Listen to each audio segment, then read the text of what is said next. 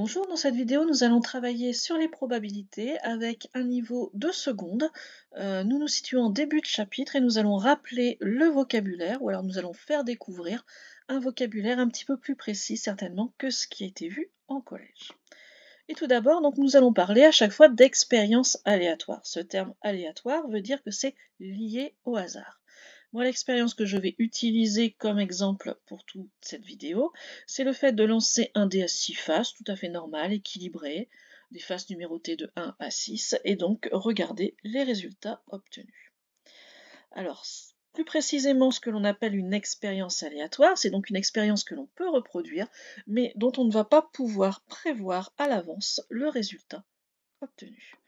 Ici, par exemple, je vais demander de lancer 10 fois de suite un dé, et je ne peux pas deviner que le premier résultat, ce soit un 3. Si j'ai dit 3, c'est vraiment du hasard si ça tombe dessus. Alors, ce que je vais dire, c'est que dans ce cas-là, j'ai 6 résultats possibles qui s'appellent 1, 2, 3, 4, 5, 6. Ces résultats donc s'appellent des issues. Donc chaque résultat possible, c'est une issue et souvent on les nomme et on les numérote. La notation habituelle, c'est surtout x1, x2, x3, etc. C'est pour pouvoir en parler ensuite dans des formules. Quand je vais regrouper et faire la liste de toutes ces issues possibles, je vais parler de l'univers de mon expérience que je vais noter oméga, oméga majuscule. Donc ce sera une liste en fait. Alors souvent en mathématiques, les listes, on les met avec des accolades. Et donc une liste avec tous les résultats, toutes les issues possibles. Alors moi ce que j'avais demandé, c'est à une classe de lancer chacun donc leur dé. Et j'ai regroupé ici les résultats.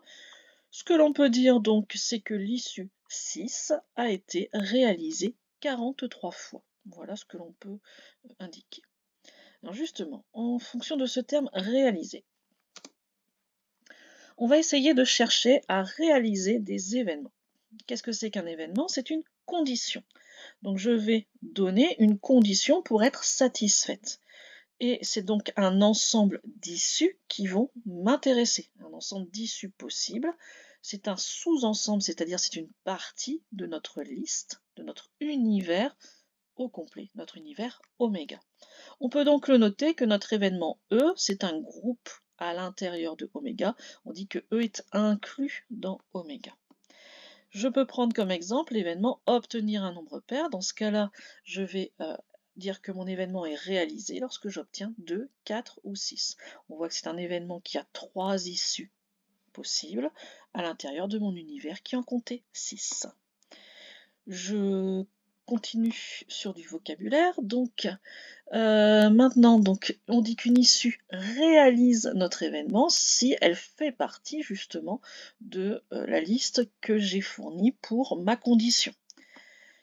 Ensuite, je peux avoir aussi un événement que l'on appelle un événement élémentaire. Dans ce cas-là, ça ne sera réalisé qu'une seule fois. Par exemple, si je dis obtenir 5 avec mon dé, c'est un événement élémentaire. J'ai aussi les événements qu'on appelle événements impossibles, c'est-à-dire qu'il n'y a aucune réussite, il n'y a aucune possibilité de réussir, il n'y a aucune issue qui réalise notre événement. À ce moment-là, notre ensemble sera appelé l'ensemble vide, c'est un zéro barré, dans ce sens-là.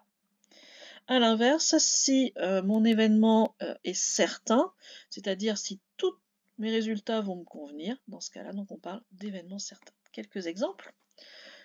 Obtenir donc un nombre inférieur ou égal à 10 avec un dé à 6 faces, c'est un événement certain et on va forcément se réaliser. Obtenir un 7 est lui par contre un événement impossible puisque je n'ai aucune issue qui le réalise. Obtenir un nombre impair et obtenir un nombre pair, ce sont ce qu'on appelle des événements contraires, c'est-à-dire que à eux deux, ils représentent l'univers entier et c'est soit l'un, soit l'autre, avec aucune intersection possible.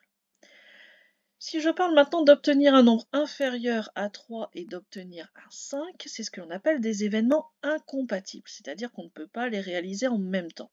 Alors, si on regarde un petit peu ces deux événements, les événements contraires sont bien incompatibles. Je ne peux pas à la fois avoir du impair et du pair, mais par contre, les événements incompatibles ne sont pas forcément des événements contraires, puisque je peux très bien avoir des résultats qui ne soient ni inférieurs à 3, ni égaux à 5.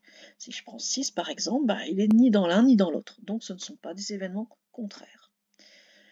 Nous continuerons dans une autre vidéo sur le calcul des probabilités maintenant que nous avons eu donc tous les mots de vocabulaire. Les plus importants sont donc les mots issus, événements et univers. Au revoir.